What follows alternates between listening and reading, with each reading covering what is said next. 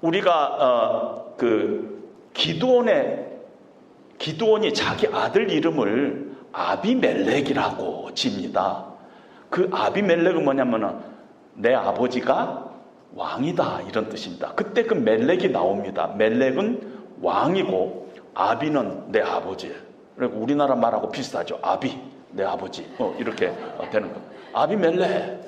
얼마나 교만했는가 우리가 알 수가 있는데, 이 멜렉이라는 왕이라는 단어가 합성 명사가 될 때는 멜키로 바뀝니다. 멜렉이 멜키로 바뀌어요. 그래서 멜기 세덱은 정의, righteous 그런 뜻입니다. 그래서 이 이름을 해석을 하는데 그 이름을 해석했더니 정의의, 공의의, 의의 왕이다 이렇게 얘기를 합니다. 그리고 이 사람이 살렘 지역의 왕이었어요. 그리고 그 살렘 지역은 지금의 예루살렘이고, 그래서 살렘 왕이 되는데, 이 살렘이라는 뜻이 평강, 평화라는 뜻입니다. 그 후에 우리가 이 단어에서 유래된 단어가 샬롬이라는 단어가 나오잖아요. 그래서 샬롬, 평강이 있을지어다 했을 때 거기에서 나온 것 같이 이 사람이 그 지역의 살렘 지역의 왕이라는 뜻을 따가지고 평화의 왕이다 이렇게 소개를 합니다. 그리고 성경에서는 창세기에 그렇게 한번 나오고, 이 시편 110편에 언급할 때까지 1000년이 흐릅니다.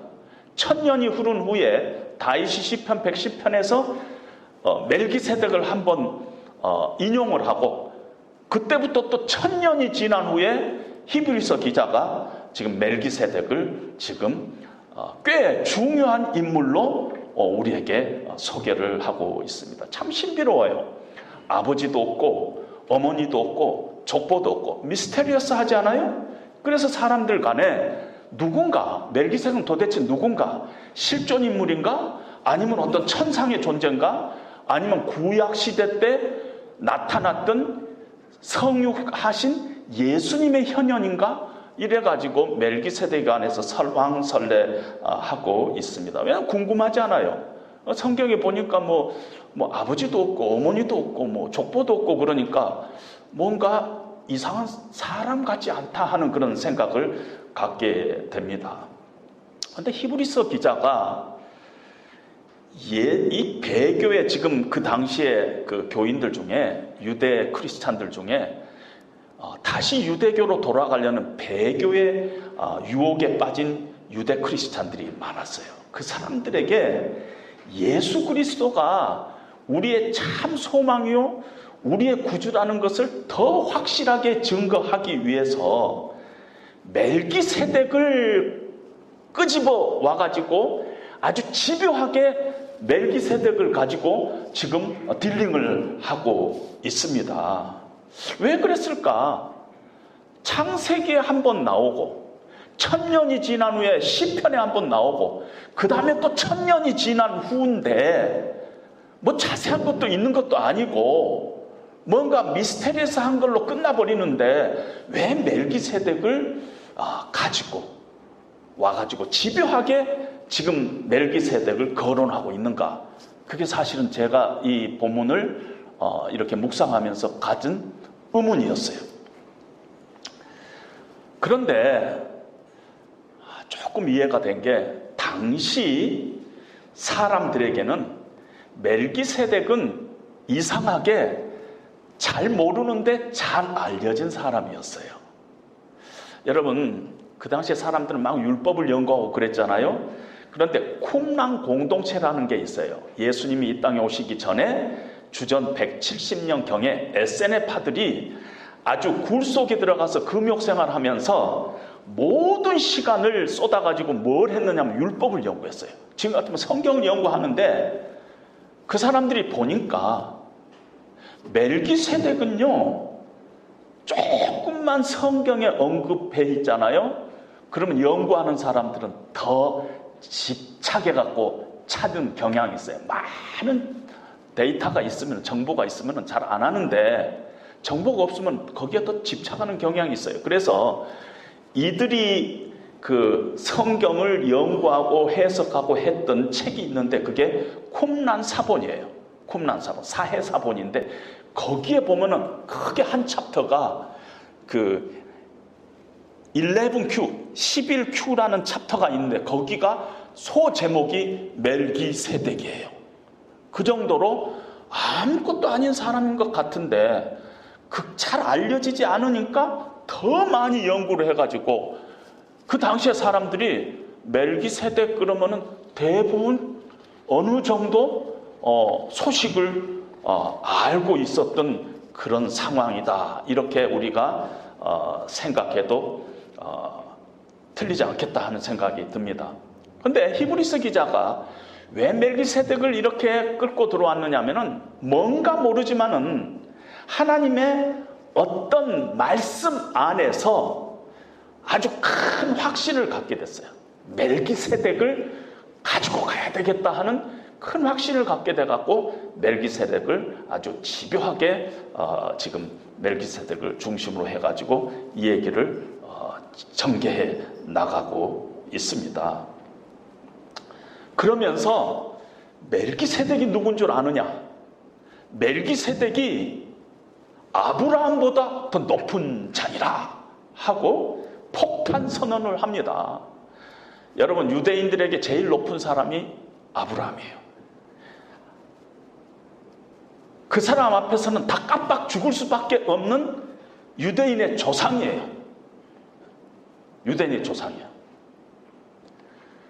요한복음 8장 31절에 보면 예수님께서 진리를 알더니 진리가 너희를 자유케 하리라 이런 말씀하세요. 그랬더니 그 주변에 있던 유대인들이 우리는 아브라함의 자손이다.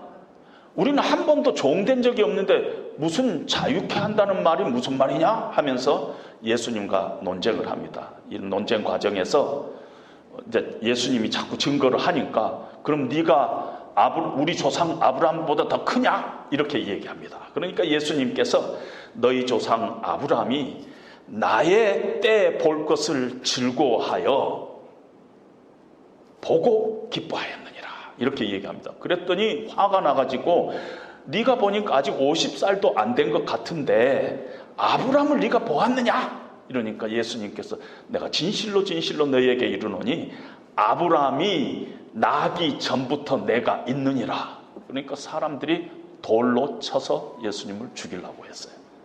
아브라함은 건들면 안 된 사람인데 멜기세덱을 이 얘기를 하면서 히브리서 기자는 아브라함보다 멜기세덱이 더 높은 사람이다 이렇게 얘기를 합니다.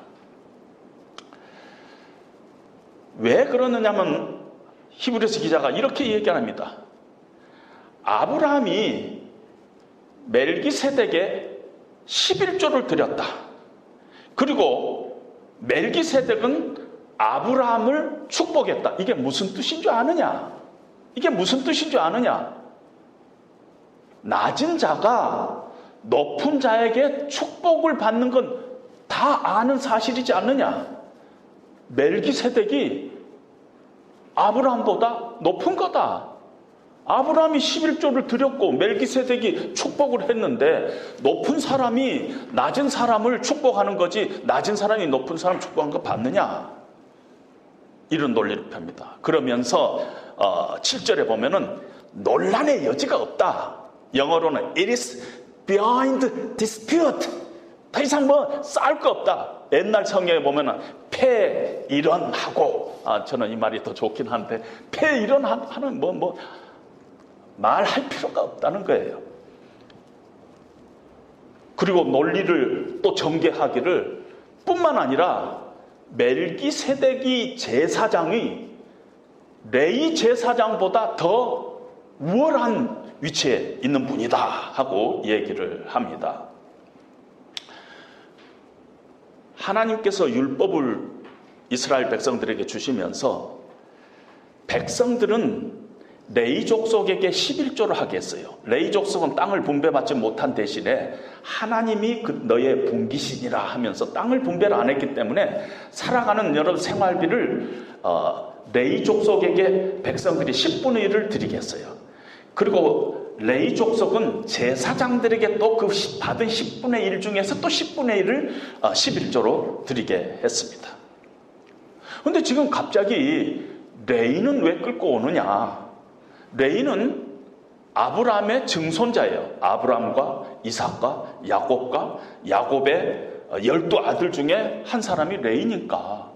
그런데 갑자기 이 연결이 잘 안 되게 아브라함이 멜기세덱에게 11조를 드렸다 하는 것은 지금 뭐 성경에 있으니까 이해가 가는데 레위는 왜 그러느냐 했을 때 아브라함이 멜기세덱에게 11조를 드릴 때 레위는 아브라함의 허리에 있었느니라 하고 얘기를 합니다. 이 허리라는 게 우리가 말하는 이 허리로 약간 그 포장을 하는 해석이고요.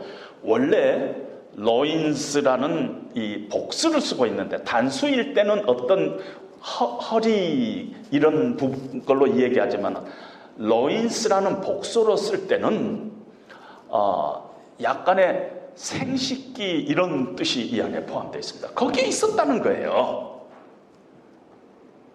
그러니까 아브라함이 우리 조상인데 레위도 그때 아브라함이 이 11조를 드릴 때 같이 11조 드렸다는 것이에요. 멜기세덱이 아브라함을 축복할 때 레위도 멜기세덱이 축복한 거라는 것이에요. 이게 성경에서 대표성의 원리라 하는 걸로 신학자들이 이 얘기를 하는데 로마서 5장 14절에 보면은 한 사람이 범죄해서 모든 사람이 죄 아래 있는 것 같이 한 사람 예수 그리스도의 은혜로 말미암아 그에 속한 모든 사람이 의롭다함을 얻게 되었다. 이런 표현을 하고 있잖아요. 모든 사람은 두 종류밖에 없다는 거예요. 아담 안에 있든지 예수님 안에 있든지 그리스도 안에 있든지 두 종류라는 거예요.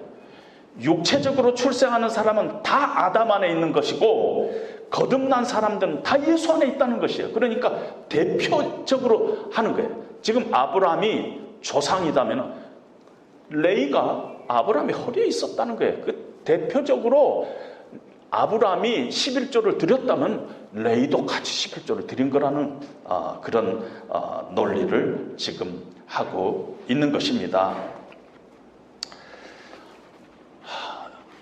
멜기세덱은 그러면 어떤 존재인가? 정말 신적인 존재인가?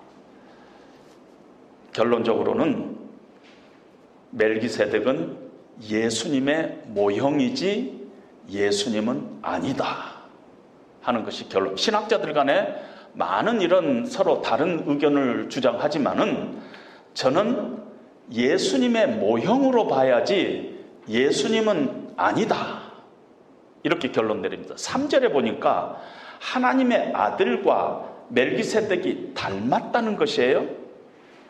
하나님의 아들이 아니라 닮았다는 것이에요. 어떤 점에서 예수님과 비교했을 때 닮은 부분이 예수님 닮은 부분이 있다는 것이에요. 아담과 그리스도를 비교할 때 어떤 닮은 부분이 있어서 비교하지 아담이 그리스도란 얘기가 아니잖아요. 예수님 가운데 어떤 부분이 멜기세덱 가운데 어떤 부분이 하나님의 아들을 닮은 부분이 있다는 것이에요. 예를 들면은 뭐 아버지도 없고 어머니도 없고 족보도 없고 이 말은요 멜기세덱이 진짜 아버지도 없고 어머니도 없는데 이 땅에 어느 날 갑자기 탕 떨어진 거 그런 뜻이 아닙니다. 이 사람에 관한 것이 성경에 이 사람에 관한 정보가 성경에 자세히 나와 있지 않다는 것이에요. 창세기는 족보에 관한 책이에요. 곳곳에 족보를 쓰는데 이 사람은 족보가 없다는 것이에요. 누구 아들이고 누구 엄마가 누구고 아버지가 누구고 어디에 묻히고 이런 게 하나도 없다는 것이에요. 기록이 없다는 것이에요. 그런데 제사장들은요 제사장들의 1번 자격이 족보예요. 족보에 기록이 없으면 무조건 탈락이에요. 그건 말이 안 된 거예요. 느헤미야 보면은 바벨론 포로로 돌아와가지고 이제 대사장을 새로 임명을 하는데 다 족보를 보이라 하니까 나 족보를 잊어버렸는데 그러면 너는 아웃이라고 그러죠. 족보가 없으면 제사장이 아닙니다. 레위 제사장들은 무슨 사법고시부하고 된 게 아니라 그 사람의 혈통, 족보에 따라서 된 것입니다. 근데 예수님은 레위 지파가 아니에요. 예수님은. 그래서 유대인들이 예수님을 인정도 안 했지만 특별히 제사장으로서의 예수님을 인정 안 한 이유가 예수님은 유다 지파인데 제사장은 다 족보, 혈통에 따라서 레위 지파가 하게 됐다는 것이에요. 제사장들이 많아지면서 다 한 번에 성전 좁은데 다 서브할 수 없으니까 반을 나눴어요. 여러분 고등학교에도 반이 1반부터 8반까지 있고 그러잖아요. 반을 나눠야지 그게 효과적으로 하는 것 같이 24반으로 나눠가지고 그 돌아가면서 성전을 봉사하도록 했어요. 그래서 한 3년 만에 한 번씩 돌아오기도 하고 뭐 이렇게 되는, 그래야지 효과적으로 하니까. 레위 지파는 24반차로 돼 있는데 예수님 보니까 그 반차 목록에 이름이 없는 거예요. 예수님 없는 거예요. 그래서 예수님 제사장이 아니다, 그렇게 이야기합니다. 그런데 멜기세덱이 족보가 없어요? 근데 예수님도 족보가 없죠? 그래서 이 족보가 없다는 점에서 예수님과 비슷한 어떤 그런 부분이 두 사람 사이에 있다 하는 것입니다. 특별히 이 히브리서 기자가 이 부분을 설명을 하면서 예수님을 닮았다 하는 것을 설명을 하면서 영어로는 made like the Son of God라고 했는데 히브리어는 이 부분을 수동형으로 쓰고 있어요. 누군가에 의해서 하나님의 아들과 닮게 만들었다는 뜻이에요.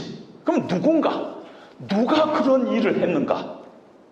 그런데 히브리서 기자는 확신컨대 하나님이다 하고 그런 확신을 갖고 있는 것입니다.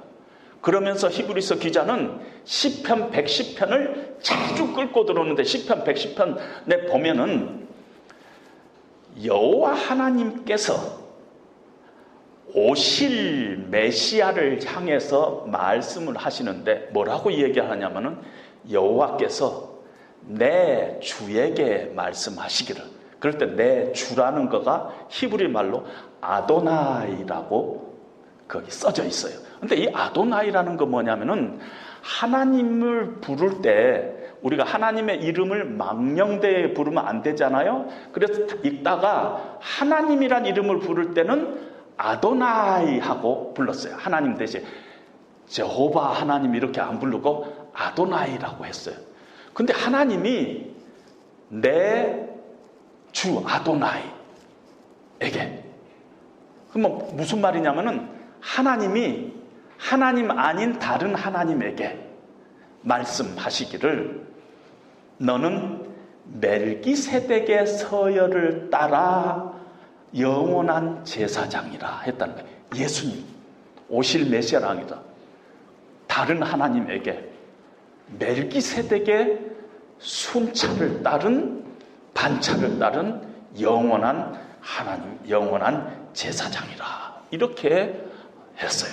그래서 히브리서 기자는 이걸 꽉 붙잡고 이렇게 말씀하시는 하나님이 이렇게 말씀하시고 내가 보증하고 증거하기를 하는 말까지 붙이고 있어요. 그러니까 하나님이 자기 자신을 걸어서 막 증거를 하면서 오실 메시아는 바로 하나님이시고 그분은 영원한 멜기세덱의 반차를 쫓아 제사장이 된다, 이렇게 얘기를 하고 있습니다.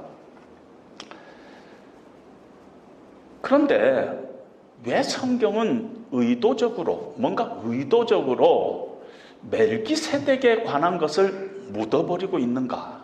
누가 묻어버리고 있는가? 히브리서 기자는 하나님께서 묻어버리고 있다고 생각한 거예요. 멜기세덱이 막 파보면은 아버지도 나올 거고 어머니도 나올 거고 다 그럴 텐데 성경은 그걸 침묵을 해버려요. 왜 침묵을 해버리냐? 왜 멜기세덱에 관한 모든 정보가 성경에서는 탁 수면 위로 가라앉게 해버렸냐 하면은 원형이 아니기 때문에, 모형이기 때문에, 모형은 원형이 이제 곧 오실 텐데, 메시아가 곧 오실 텐데 모형을 가지고 자꾸 이 얘기하면은 안 되잖아요. 원형이 올 테니까. 예수님을 닮은 어떤 모형으로만 그 역할을 하면 되지, 예표로서만 역할을 하면 되지, 예표가 뭐 이러쿵저러쿵 막 이 얘기를 많이 해야 될 이유가 없다는 것입니다. 예수님의 모형으로 하나님께서 멜기세덱을 사용하면서 필요 없는 것들은 다 묻어버리고 예수님과 비슷한 그런 그 코노테이션을 풍기는 부분만을 성경에 기록하고 있다, 이렇게 봅니다. 성경에는 이런 모형이 많이 있어요. 모형, 타입, 예표, 그림자, 모형. 그런데 이 역할이, 모형의 역할은요, 원형이 완성될 것을 바라보게 하는 거예요. 그러니까 모형의 역할은 바라보게 하는 것이지 내가 뭐 잘났다고 나왔으면 안 된다는 것이에요. 마치 세례 요한이 나는 쇠하여야겠고 그는 흥해야 되리라 하는 것과 같은 뜻이라 하는 것입니다. 멜기세덱은 예수님을 예표하기 위해서 드러났던 사람입니다. 많은 부분을 하나님께서 의도적으로 묻어버렸어요.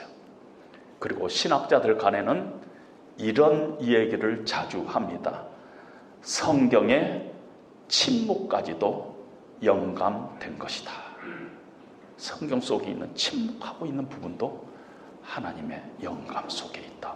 오늘 멜기세덱에서 멜기세덱의 다른 부분을 다 감춰버리고 예수님과 어떤 닮은 부분만을 이렇게 노출해갖고 멜기세덱을 예수님의 모형으로 성경이 사용하는 것은 그것조차도 하나님의 의도 안에 있는 영감이다, 이렇게 얘기하고 할 수 있습니다. 성경이 이렇게 모형을 잘 쓰는 걸 타이폴로지라고 하는데 모형을 많이 사용합니다. 출애굽 시절에 이스라엘 백성들이 하나님께 불순종의 죄를 범했고 하나님께서 광야에서 불뱀을 보내갖고 독을 퍼뜨려가지고 다 죽게 생겼어요. 모세가 하나님 앞에 가서 사정을 합니다. 이 백성을 살려주십시오. 그랬더니 하나님께서 처방을 내리는데 장대에 놋뱀을 달아가지고 이 놋뱀을 쳐다본 자는 살리라. 안 쳐다본 사람은 다 죽었어요.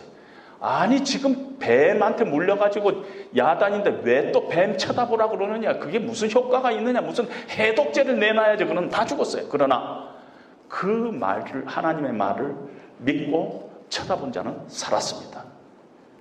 그런데 예수님께서 요한복음에 이렇게 말씀을 하십니다. 요한복음 3장 14절에 모세가 광야에서 뱀을 든 것 같이 인자도 들려야 하리니 이는 그를 믿는 자마다 영생을 얻게 하려 함이라. 예수님께서 자신이 놋뱀처럼 십자가에 들려질 것이다, 달려서 들려질 것이다 하는 것을 말씀하시면서 십자가를 바라보는 자는 살 것이요 십자가를 바라보지 않은 자는 죽을 것이다, 이렇게 말씀하십니다.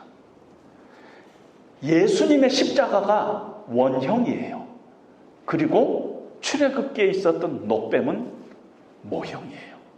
근데 놋뱀을 막 쫓아가면 안 된다는 것입니다. 이스라엘 백성이 르비딤에서 장막을 칠 때 물이 없어가지고 하나님도 원망하고 모세도 원망하고 그럴 때 하나님께서 모세에게 이렇게 말씀하셨어요. 네 지팡이를 가지고 호렙산으로 올라가서 내가 서 있는 앞에 있는 바위를 치라. 그래서 백성들에게 물을 먹이게 하라 했습니다. 그래서 쳤더니 물이 나와서 백성들이 물을 먹었습니다. 그런데 고린도 전서 10장에서는 이렇게 표현합니다. 그 반석은 그리스도 예수니라 하고 성경이 그대로 원형이 뭐냐, 그 반석인데 그 모형이고 원형은 뭐냐? 예수 그리스도라 하고 성경이 그냥 증거해버리고 맙니다. 성경에서는 이렇게 어떤 인물과 어떤 사건과 어떤 절기들을 원형으로 오실 그리스도를 예표하기 위해서 자주 사용되고 있습니다. 오늘 특별히 이 본문에서 보면은요, 멜기세덱을 왕이요, 살렘 왕이요, 지극히 큰 하나님의 제사장이라 이렇게 표현합니다.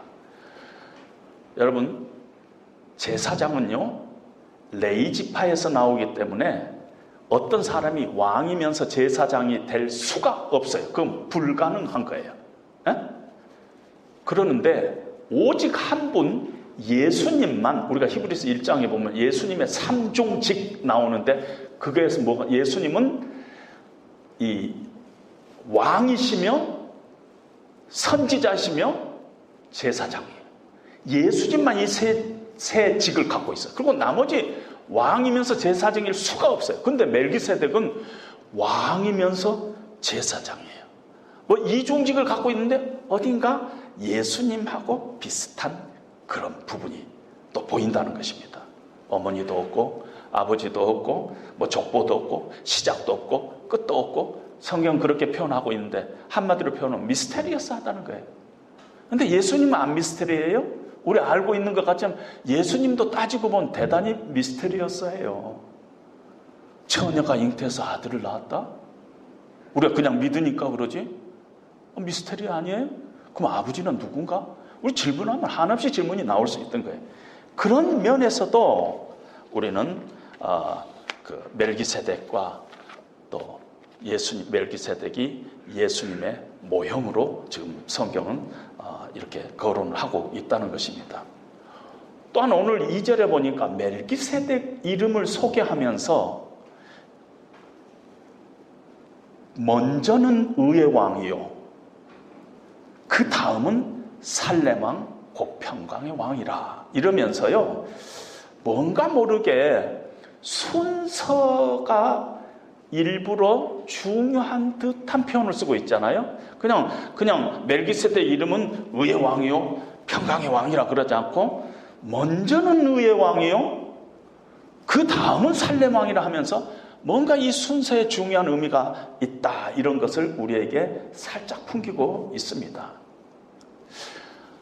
세상에요, 공의와 화평이 같이 가는 것은 거의 불가능해요.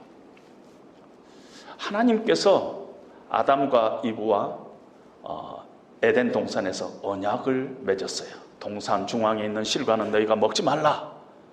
왜냐하면 이 동산 중앙에 있는 이 실과를 바라볼 때마다 내가 하나님의 통치 아래 있다, 내가 하나님을 인정하고 하나님의 명령을 바라보는 한 나는 행복할 수 있다, 이것을 하나님께서 보장한 건데, 아담과 이브가 불순종하고 범죄를 했어요. 하나님께서 네가 먹는 날에는 정령 죽으리라 했는데 하면서 그들을 에덴 동산에서 쫓아냈어요. 그리고 모든 인류가 죄의 삭슨 사망이라고 다 죽음에 이르는 병이 아담의 족보에서부터 우리에게 다 넘어오게 된 것입니다. 이건 하나님의 공의예요. 하나님의 공의예요. 그런데 하나님께서는 사랑하는 인간들을 영원히 죽게 놔둘 수가 없어서 독생 성자를 제물로 삼아서, 제물로 준비해서 십자가의 제단 위에 우리의 죄값 대신 지불하고, 그래서 예수님께서 돌아가실 때 다 지불했다, 테텔레스타 하면서 돌아가시잖아요. 다 지불했다를 선언하면서 하나님의 공의가 십자가 위에서 만족되게 하십니다. 그리고 하나님과 인간 사이에 그 결과로 회복이 일어납니다. 그래서 부활하신 주님이 나타나서, 제자들에게 나타나서 첫 번째 하는 이 얘기가 너희 가운데 평강이 있을지어다, 평강을 전하는 것입니다. 그런 의미에서 먼저는 의의 왕이요, 그 다음은 평강의 왕이다, 이렇게 의도적으로 표현하지 않았을까 하는 그런 생각을 갖게 됩니다. 이런 의미에서도 예수님의 어떤 사역의 그 모형을 그의 이름 속에 품고 있다, 이렇게 저는 생각을 합니다. 오늘 이 말씀을 마치면서 이 말씀이 주시고자 하는 메시지가 뭔가?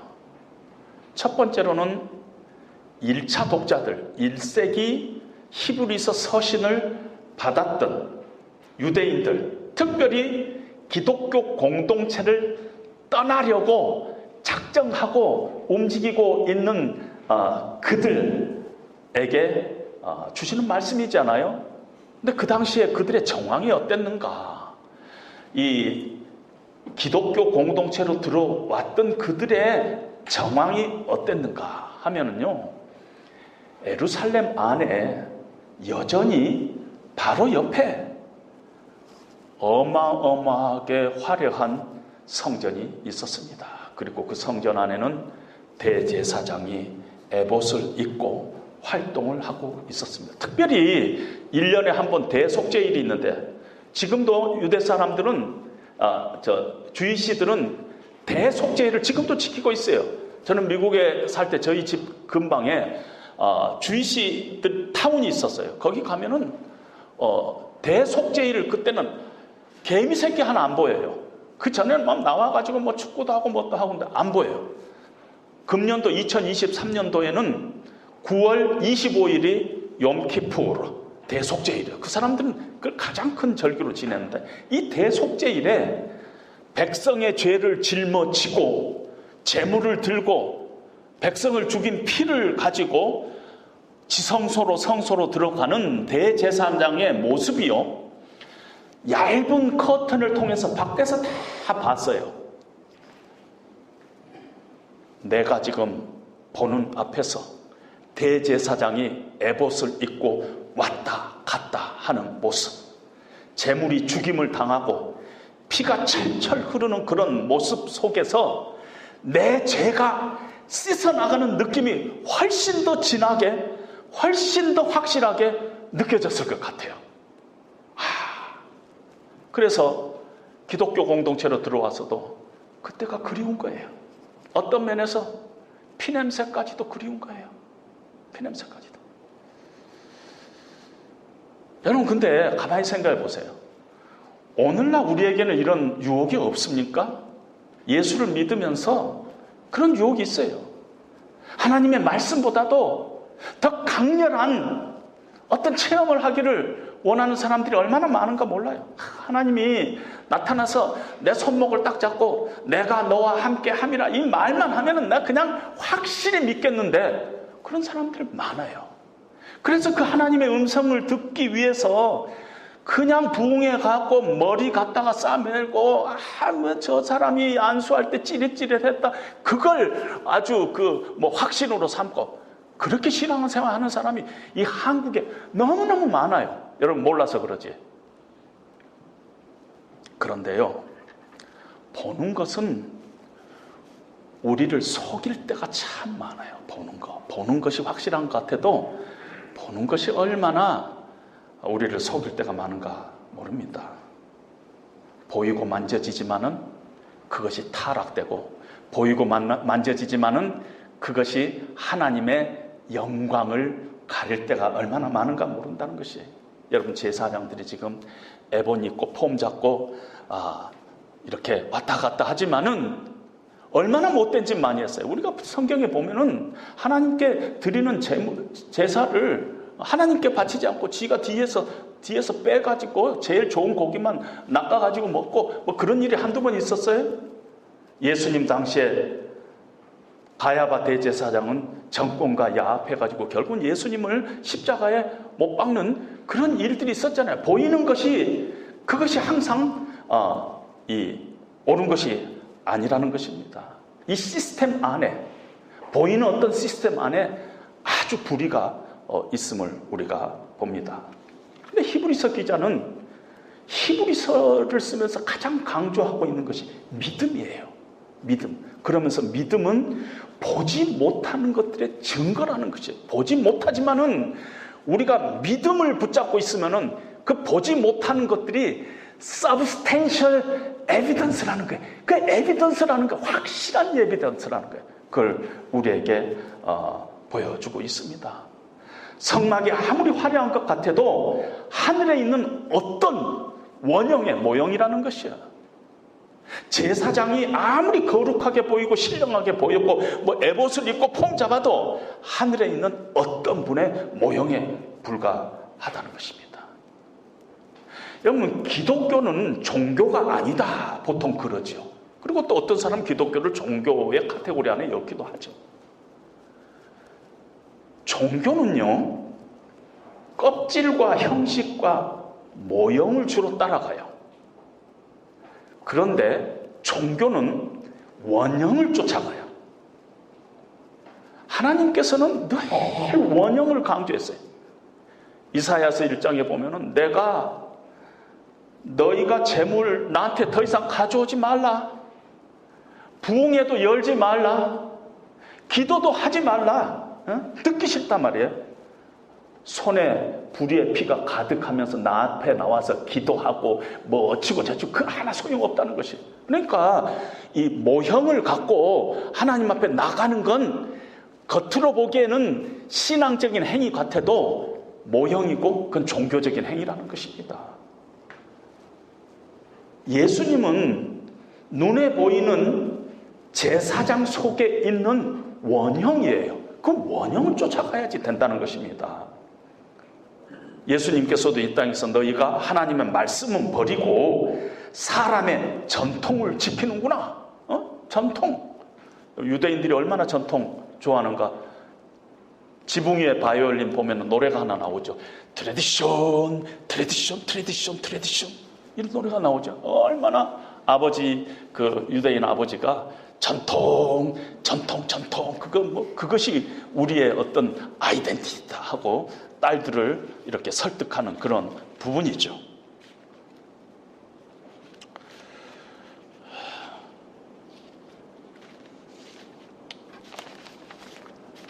예수님께서는 오셔서 안식일은 사람을 위해서 있는 것이다 하고 말씀하시잖아요.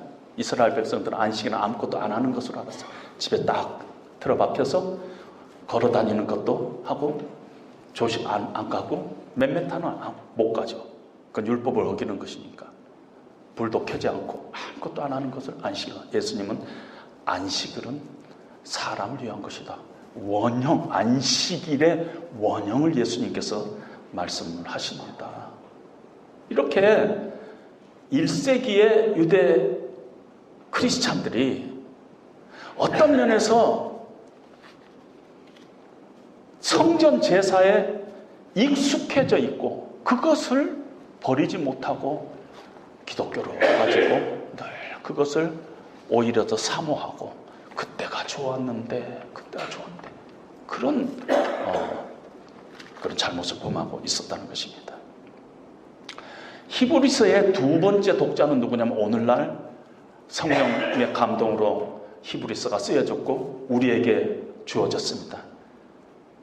우리들, 특별히 이 시대가 지금 기독교를 또 기독교 공동체를 떠나는 일이 비일비재한 그런 시대적인 상황 속에 그 크리스찬들에게 오늘 하나님께서는 또 우리에게 말씀을 주십니다. 저는 이렇게 오랫동안 목회하면서 보니까 교회를 떠나고 신앙을 떠나는 사람 중에서 한 두 종류가 대표적으로 두 종류가 있는데 하나는 사람에게 상처받고 교회도 떠나고 신앙을 떠난 사람이 의외로 많아요. 사람에게 상처받고 특히 누구에게? 목사에게 상처받으면 그냥 해결책이 없어요. 그냥 떠나요. 또 한 부류는 교회라는 제도, 시스템을 이렇게 들여다보니까 너무 비민주적이고 비인격적이에요. 그게 걸림돌이 돼가지고 신앙을 떠나는 사람들이 많이 있습니다.